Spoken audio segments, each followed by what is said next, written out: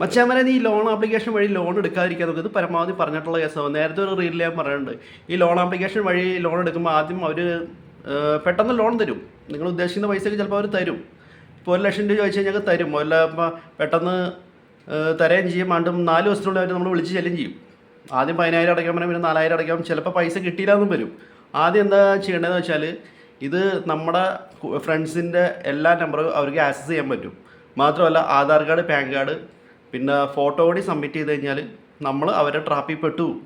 ഇത് north India കേന്ദ്രീകരിച്ചുള്ളൊരു സംഘമാണ് പ്രവർത്തിക്കുന്നത്. ഇത് ശരിക്കും പറഞ്ഞിട്ട് ബുദ്ധി പ്രയോഗിക്കുക. എത്ര തവണ പറഞ്ഞിട്ടുള്ള അവരെ ട്രാപ്പിൽ നമ്മൾ പെടരുത്. ഇനി ലക്ഷങ്ങൾ എടുത്തെന്ന് വിചാരിച്ചു ഒരിക്കലും തിരിച്ചടയ്ക്കരുത്. നമ്മളെന്താ ചെയ്യണം വെച്ചാൽ, ലോൺ എടുത്തു, തിരിച്ചടയ്ക്കാൻ നിൽക്കണ്ട. എന്നെ സംബന്ധിച്ച് ഞാനാണ് ഇതിനകത്ത് പെട്ടുപോയി, ഞാൻ തിരിച്ചടയ്ക്കില്ല.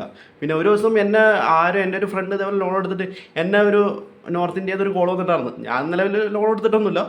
എന്നെ വിളിച്ചു, ഞാൻ നല്ല തെറിയോട് പറഞ്ഞു കൊടുത്തു. പിന്നെ നിർത്തി. ആദ്യം ഹിന്ദിയിലും ഇംഗ്ലീഷിലൊക്കെ പറഞ്ഞു. ഞാൻ നല്ല മലയാളത്തിലും എനിക്കറിയാവുന്ന ഹിന്ദി ഇംഗ്ലീഷും വെച്ച് നല്ല തെറിയോട് പറഞ്ഞു കൊടുത്തു. പിന്നെ നിർത്തി. അപ്പോൾ അത്രേ ചെയ്യാവുള്ളൂ. ഇങ്ങനെയുള്ള എണ്ണങ്ങളെടുത്ത് അത്രേ ചെയ്യാവുള്ളൂ. നിങ്ങൾ ലോൺ എടുത്തിട്ടുണ്ടെങ്കിൽ എടുത്തു. നിങ്ങൾക്ക് അഥവാ ലോൺ വേണമെന്നുണ്ടെങ്കിൽ ബാങ്കിൽ പോവാം. നിങ്ങളുടെ വസ്തു കാണിച്ച് നിങ്ങൾക്ക് ഒരുപാട് ലോൺ കിട്ടും. ഇനി അതല്ല, നിങ്ങൾ ഇവരുടെ തട്ടിപ്പിന് നിങ്ങൾ പെട്ടിട്ടുണ്ടെങ്കിൽ ലോൺ എടുത്തിട്ടുണ്ടല്ലോ, എടുത്തോ, തിരിച്ചടയ്ക്കരുത്. അതാ വേണ്ടത്.